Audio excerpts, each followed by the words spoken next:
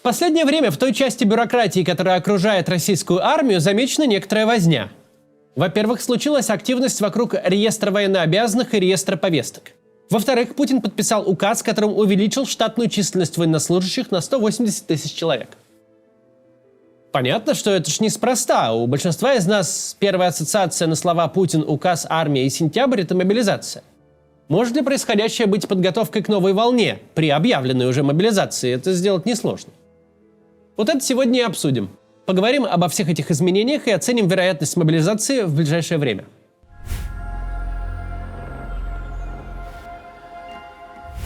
Итак, Путин подписал указ, по которому число военных в России с 1 декабря вырастет до 1,5 миллиона. Это не считая гражданских служащих. Их в армии еще почти 900 тысяч. По словам Пескова, причиной увеличения штата является враждебная обстановка и нестабильность на рубежах. Это уже третье повышение штатной численности армии с начала войны. В 2022 году в армии было чуть более миллиона военных по штатной численности. С 2023 года их количество увеличилось до 1 миллиона 150 тысяч человек, а с начала этого года до 1 320 000 тысяч. И вот теперь с декабря будет ровно 1,5 миллиона. В июле Минобороны отчиталось, за этот год на контракт записалось около 190 тысяч человек. По 1000 человек в день, даже в выходные. А вот сколько человек за этот период армия потеряла убитыми, ранеными и дезертирами, не сообщается. Зато министр обороны Великобритании оценивает потери России в 1100 человек в сутки. Ну, это всякие потери, и убитые, и раненые, которые не воюют уже. Не то чтобы мы полностью полагались на данные британского военного ведомства, но и нашему верить нельзя. Похоже, в лучшем случае армия набирает достаточно контрактников лишь для замены выбывших. И то, если о числах набора сообщает правду, что очень вряд ли.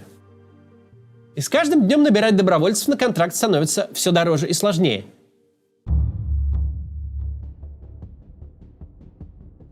Помимо денег, с добровольцами есть еще одна проблема. Она вроде как лежит на поверхности, но говорят о ней мало. Добровольцами идет очень негодный контингент. По отчетам Медиазоны и BBC мы знаем, что медианный возраст добровольца превышает 40 лет. Это большая и по-своему парадоксальная проблема. Когда вы людей забираете насильно, через призыв или мобилизацию, вы можете выставлять параметры по возрасту, здоровью, наличию военной учетной специальности, можете отбирать их по физической подготовке и отсеивать негодных. А когда у вас армия комплектуется платными добровольцами, соблазненными миллионными выплатами, то вы вынуждены брать не тех, кто вам нужен, а тех, кто пришел. В результате ваша армия не просто пополняется гораздо медленнее, чем вам хотелось бы, но пополняется людьми, на которых без слез не взглянешь. Мужиками на пороге 6-го десятка, которые в ширину больше, чем в высоту, у которых хронических заболеваний больше, чем долгов перед всеми на свете кредитными организациями, а их немало. В том формате, в котором ныне пополняется российская армия, пополнение получается дорогим, медленным и некондиционным. 55-летний мужик с висящим как мешок камуфляжем не только выглядит посмешищем где-то даже близко к фронту, но он банально плохой солдат. Те фокусы, которые можно проделывать с организмом в 20 лет, спустя еще 30 лет непрерывного алкоголизма становятся невозможны. Так не побегаешь, не попрыгаешь, не поуворачиваешься и не поползаешь. Мало не поспишь, да и желудочно-кишечный тракт уже не очень готов переваривать гвозди. Мы не знаем, сколько российских солдат на фронте погибло от естественных причин. У скольких провинциальных сторожей банально сердце встало на очередном переходе. Но учитывая контингент, таких явно немало. Совершенно очевидно, что и с военной, и с экономической точек зрения формат пополнения армии за счет покупки тех, кому нечего терять, полная катастрофа. У формата этого нет других причин, мотивов и объяснений, кроме политических. С политической же точки зрения, раком, боком, за деньги можно приобрести солдат. Да, кривых, косых, да любых. Неважно, что стоят они очень дорого, очень плохо воюют и очень быстро гибнут.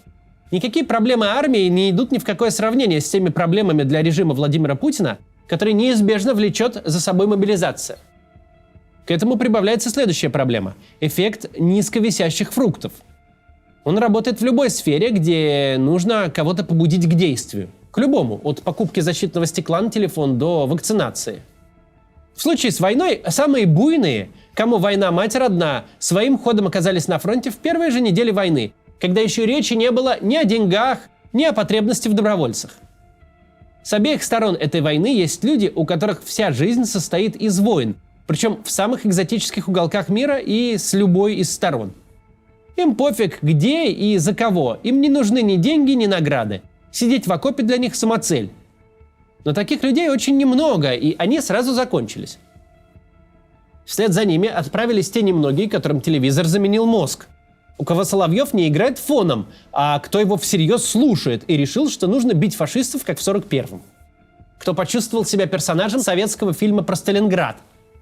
В эту же категорию можно вписать все сорта искателей приключений на дурную бошку. В мирное время такие гибнут от удара в пару киловольт при попытке украсть кабель, а сейчас погибают на фронте. Ничего хорошего в этом нет, просто такой контингент описываю, который тогда пошел на фронт. Вторая волна началась с первыми выплатами. И состояла из тех, у кого в голове число 200 тысяч напрочь вытеснило все остальные соображения. Это было летом 22 года. Тогда же открылся новый резервуар – заключенные, которым мысль о том, что так просто можно выйти за ворота, тоже в зобу дыхания сперла. Третья волна уникальная – это мобилизация. В ходе нее государство сгребало тех, кто в нормальном обществе является опорой порядка и стабильности. Тех, кто подчиняется правилам. Тех, кто считает, что если государство прислало бумажку с печатью, то нужно делать, как в ней написано. Не потому, что оштрафуют или посадят, а потому что это государство и его требования. Случаи отлова и принуждения 2 года назад тоже были, но в целом государство тогда брало всех, кто не особо сопротивлялся. Тот процесс, который сейчас происходит, на простом обывательском языке называется «скрести по сусекам». Чем выше поднимается сумма выплат, тем сложнее представить того человека, который в принципе не против пойти на войну, но до сих пор этого почему-то не сделал. Требования для приема на службу равны 0. Возраст ограничен по нижней планке 18 годами, по верхней не ограничен вовсе. Среди погибших добровольцев, типа добровольцев, есть 70-летние. Не нужна военная служба, даже срочная. Не нужен военный билет и приписное, не важна категория годности, не важна прописка. Житель Магадана может спокойно забрать здоровенную московскую выплату. Деньги платят охрененные, причем платят сразу. Государство, не предъявляя требований, раздает деньги просто за подпись. Да, чем дальше, тем более странные люди идут на призывные пункты. Но настоящая проблема будет тогда, когда закончатся и эти.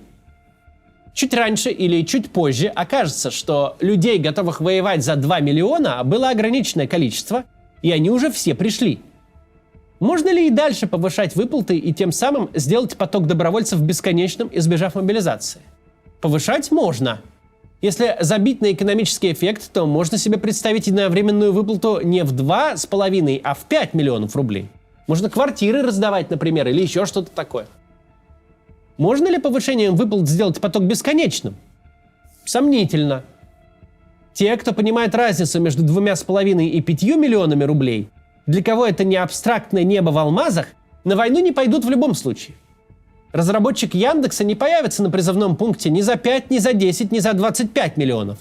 А для тех, на кого такая мотивация рассчитана, для людей на дне жизненной катастрофы, нет никакой разницы между числами, когда те уходят за миллион. Тут мы приходим к поразительному выводу. С одной стороны, когда нынешняя волна повышения выплат исчерпает свой эффект, когда все желающие повоевать за 2,5 миллиона уедут воевать, это будет конец такого формата пополнений, который позволял избегать принудиловки. Можно и дальше повышать, делать какие-то льготы, давать подарки, но если эффект от этого и будет, то гомеопатический. Категория свободных рекрутов за большие деньги иссякнет, когда нее иссякла оказавшаяся бесконечной категория заключенных. Если власть денег подошла к пределу своей эффективности, мобилизация перестает быть опциональным решением. Нужно либо заканчивать войну, либо гнать на нее людей кнутом, а не заманивать пряником. С другой стороны, такая диспозиция сделает мобилизацию в разы сложнее. Мобилизовать придется людей, которые не подпадают ни в одну из прежних категорий. Тех, кто не собирался ехать на фронт по убеждениям или складу личности.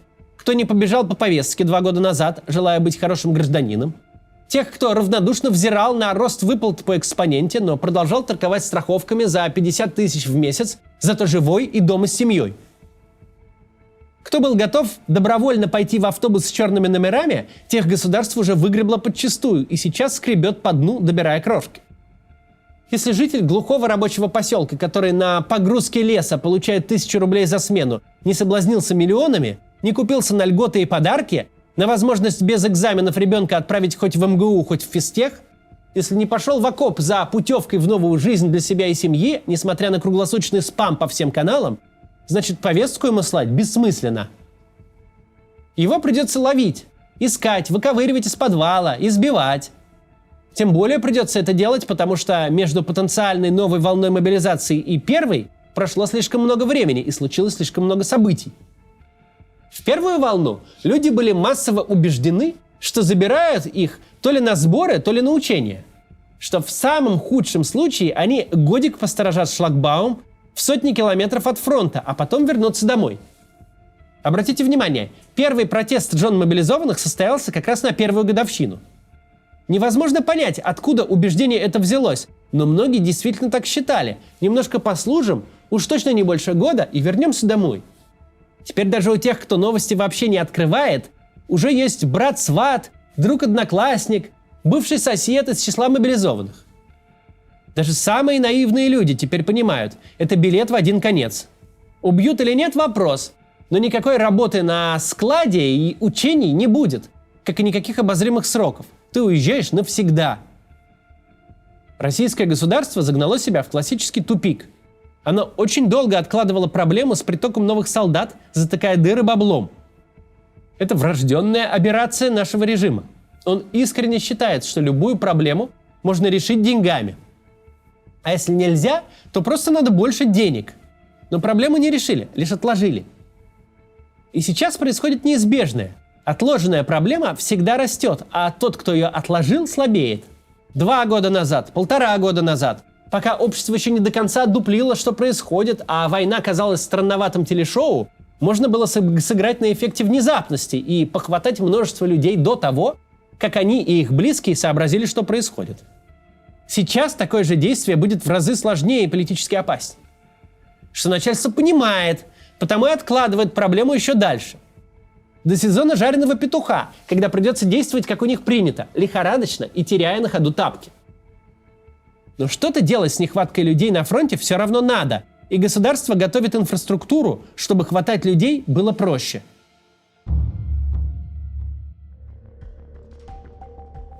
Мы все помним, что 2 года назад, во время мобилизации, настоящим спасением для множества людей стал простой совет – не бери повестку, не ходи в военкомат.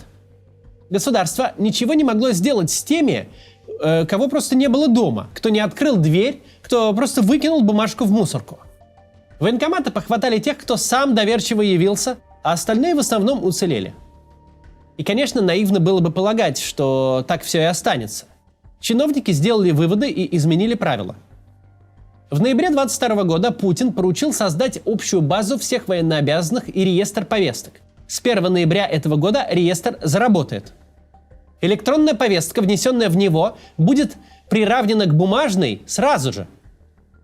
Через 7 дней после внесения в реестр повестка будет считаться врученной. Это не значит, что у вас будет 7 дней на то, чтобы уехать из России, едва узнаете о повестке. Ограничения на выезд будут наступать сразу же, с момента появления повестки в реестре. Так что если уезжать, лучше бы это сделать до 1 ноября. Однако неявка в военкомат по повестке все еще не является преступлением, и уголовной ответственности за это не наступит. Да, ваши водительские права превратятся в тыкву. Вы не сможете регистрировать сделки с недвижимостью, брать кредиты и займы, оформить самозанятость или ИП. Но ради этих возможностей рисковать жизнью точно не стоит. Армия явно готовится заглотить очень много людей, а государство отсекает все пути отступления для тех, кто не хочет, чтобы его заглотили.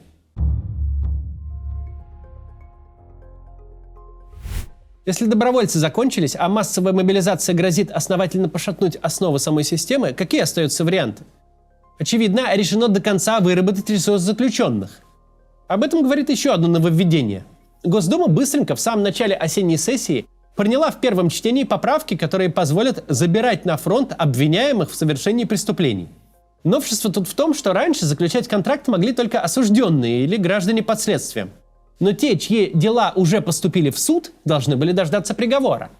Теперь ждать не обязательно. Коли подсудимый захочет на фронт, судебное производство можно будет остановить, а впоследствии и закрыть, если гражданин получит государственную награду, будет тяжело ранен, погибнет или дослужит до отмены мобилизации. Но, конечно, этого мало, аппетиты армии растут. Минобороны хочет не только восполнять потери, но и увеличить численность войск. И тут вполне может сработать тактика, известная любому гопнику. Мы вас будем отлавливать по одному. Выстроенная система больше не требует никакой публичности. Не нужно бегать за человеком, чтобы вручить ему повестку под роспись. Не нужно собирать большие группы призывников в военкомате. Не нужно даже ничего объявлять. Мобилизация уже объявлена и идет. Она вполне может стать точечной. Личным делом гражданина и государства. Тихо пришла повестка, рутинно назначено время посещения комиссии, без авралов, по одному. Система сможет отлавливать граждан. И увернуться будет сложно. Поэтому, если вы мужчина от 18 до 60 лет и живете в России, постарайтесь заранее продумать ваши действия в случае получения повестки. Здесь есть несколько базовых советов. Во-первых, не ходите в военкомат. За это нет уголовной ответственности, а административку пережить всяко легче, чем мясной штурм. Военкомат обходить за версту. Это главное правило, которое надо запомнить и всегда выполнять. Во-вторых, обязательно сделайте у нотариуса доверенность на сестру, жену, подругу или мать, чтобы они могли представлять ваши интересы, если вы все же в военкомате окажетесь. Лучше не оформлять доверенность на мужчин, чтобы не подвергать опасности и их тоже. В-третьих, сохраните себе на всякий случай телефоны юристов и правозащитников, чтобы не искать их в критический момент. В описании видео будут ссылки на ресурсы движения сознательных отказников, солдатских матерей, школы призывника и «Идите лесом». Если не получится зайти на какой-то из сайтов, используйте VPN. Ну и сохраните телефон заранее. Также, если вы призывник и увернуться не получается никак, рассмотрите возможность подать заявление на альтернативную гражданскую службу. Этот вариант при должной подготовке, знании своих прав и готовности их отстаивать все еще работает. Инструкции есть, например, на сайтах солдатских матерей Санкт-Петербурга и движения сознательных отказников. Если же вы собираетесь уехать из России, подумайте о том, чтобы сделать это до 1 ноября, пока заграны не превратились в тыкву. Очень важно, ваша психика сейчас не захочет воспринимать все это всерьез, потому что все устали и война рутинизировалась. Вам захочется подумать, что все это не про вас, что у вас военник, вы куда-то там негодные, у вас болезни, что не тронут большие города или что-то такое, или что вы там отмажетесь, когда придет время. Это естественная потребность мозга в такой ситуации. Думать, что все это пройдет мимо, произойдет с кем угодно, но только не с вами. Это очень опасное размышление в этой ситуации. Если вы мужчина и находитесь сейчас в России, вам грозит очень большая опасность, и вы должны постоянно быть начеку. Берегите себя. Вы нужны живыми, здоровыми и в порядке. До завтра.